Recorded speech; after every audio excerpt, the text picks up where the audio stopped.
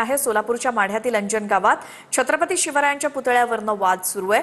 परिसरात पोलिसांकडून बॅरिकेडिंग करण्यात आले। दोन गट आमने सामने आलेले आहेत। हा पुतळा शासकीय जागेमध्ये स्थलांतरित होईपर्यंत ठिय्या देणार असल्याचं लक्ष्मण हाकेंनी म्हटलं, तर हाकेला हाकला असं म्हणत दुसरा गट आक्रमक झालाय।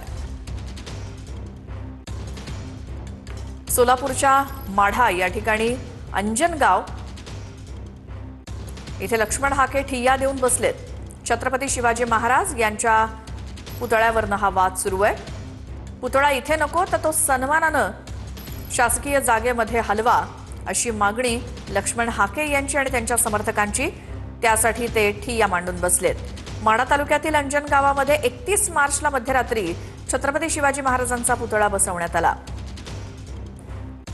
पुतळा ज्या ठिकाणी बसवला ती जागा खेलोबा ट्रस्टची असून पुतळा हटवावा अशी भूमिका ट्रस्टींकडून घेण्यात आली। व पुतळा बसवलेली जागा ही पीडब्ल्यूडीची असल्यामुळे पुतळा न काढण्याचं एका गटाचं मत आहे। त्यानंतर प्रशासनाकडून 1 एप्रिलला रात्रीच्या सुमारास पुतळा काढण्यासाठी क्रेन आणण्यात आली। त्यावेळी पुतळा बसवलेल्या गटाकडून पोलिसांवरती दगडफेक करण्यात आली। दरम्यान 2 एप्रिलला ज्यांनी पुतळा भेट दिला त्या बाळराजे आवारे पाटलांनी गावात येऊन कॉर्नर सभा घेत पुतळा हटवणार नसल्याची भूमिका मांडली। तर त्याच दिवशी संध्याकाळच्या सुमारास लक्ष्मण हाके गावात आले आणि त्यांनी पुतळा स्थलांतरित करावा अशी भूमिका घेतली। जोपर्यंत पुतळा स्थलांतरित होणार नाही तोपर्यंत आम्ही रस्त्यावरती ठिय्या देऊन राहणार अशी भूमिका लक्ष्मण हाकेंनी घेतली। दरम्यान पोलीस अधीक्षक अतुल कुलकर्णी यांनी आमदार अभिजित पाटलांसह दोन्ही गटाच्या स्वतंत्र बैठका घेतल्या आणि वाद मिटवण्याचा प्रयत्न केला।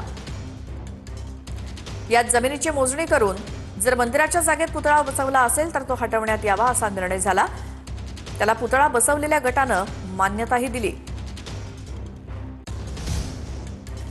तर अंजन गावातील वादावरती तोडगा काढण्यासाठी सध्या चर्चा सुरू आहे। गावचे सरपंच आणि महाराजांमध्ये चर्चा सुरू असून दोन्ही गटातील लोकांनी बसून चर्चा करून प्रश्न सोडवण्यासाठी चर्चा सुरू आहे। पुतळ्याचा वाद मिटवण्यासाठी दोन्ही गटाचे लोक माजी आमदार राजन पाटील यांच्याकडे देखील जाणार आहेत। आमचे प्रतिनिधी सागर सुरवसे यांच्याकडे थेट जाऊयात। सागर, आपण पाहतो की खरं तर गेल्या 3 दिवसांपासून पुतळा बसवल्यानंतर हा वाद जो आहे तो निर्माण झालेला आहे आणि आता या वादावरती कुठेतरी तोडगा काढावा या दृष्टीने या ठिकाणी आता गावचे सरपंच जे आहेत ते आता निघालेले आहेत। खरं तर मोहोळचे माजी आमदार राजन पाटील यांच्या कोर्टामध्ये हा आता पुतळ्याचा जो वाद आहे तो गेल्याचं चित्र आपल्याला पाहायला मिळतं। आपण पाहतोय हे गावचे सरपंच आणि गावातले दोन्ही गटातले लोक आहेत आणि ते आता दोन्ही गटाचे लोक जे आहेत ते माजी आमदार राजन पाटील यांच्याकडे जातील आणि तिथे बसून या वादावरती तोडगा काढण्याची प्रक्रिया जी आहे ती आता सुरू झालेली आपल्याला पाहायला मिळते। आपण पाहतोय हे सर्व लोक आता दोन्ही गटातले लोक जे आहेत या ठिकाणी आता राजन पाटलांच्या निवासस्थानी निघालेले आहेत आणि इथून अवघ्या 5 ते 6 किलोमीटर अंतरावरती राजन पाटील यांचं अनगर हे गाव आहे आणि त्याच ठिकाणी आता ही बैठक जी आहे ती पार पडणार आणि या बैठकीमध्ये नक्की काय तोडगा निघतोय हे पाहणं देखील महत्त्वाचं ठरणार आहे। कारण गेल्या 3 दिवसांपासून अंजन गावामध्ये मोठ्या प्रमाणात तणावाची परिस्थिती जी आहे ती निर्माण झालेली आपल्याला पाहायला मिळते। गावाला अक्षरशः छावणीचं स्वरूप जे आहे ते आल्याचं चित्र देखील आपल्याला पाहायला मिळालं होतं आणि त्याच पार्श्वभूमीवरती आता आपण पाहतो या ठिकाणी एका गटाने जो आहे तो ठिय्या आंदोलन रस्त्यावरती दिलेला आहे, तर दुसरीकडे दुसरा गट जो आहे तो त्या बाजूला बसलेला आपल्याला पाहायला मिळतो आणि त्यामुळेच कुठेतरी अनुचित प्रकार घडू नये यासाठी पोलीस प्रशासन खबरदारी घेत आहे आणि त्यानंतर हा संपूर्ण वाद जो आहे तो आता माजी आमदार राजन पाटील यांच्या कोर्टामध्ये गेल्याचं चित्र आपल्याला पाहायला मिळतं आहे। राजन पाटील यांच्या बिलकुल सागर, धन्यवाद या माहितीसाठी। अपडेट तुमच्याकडनं घेत राहू। आमचं म्हणणं एवढंच आहे की छत्रपती शिवाजी महाराजांचा हा अश्वारूढ पुतळा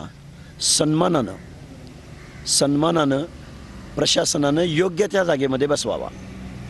आमचा छत्रपती शिवाजी महाराजांच्या पुतळ्याला विरोध नाही, तर त्यांनी जे स्थळ निवडले, जी जागा निवडली, जे मंदिराचं प्रवेशद्वार निवडले, हे धनगर समाजाच्या मनामध्ये दहशत निर्माण करणार आहे। कारण प्रवेशद्वारावरती छत्रपती शिवाजी महाराजांचा पुतळा, त्याच्या मागचं झाड, कारण जिथं पुतळा बसवलाय तिथं हे पालखी मार्गाचं ठिकाण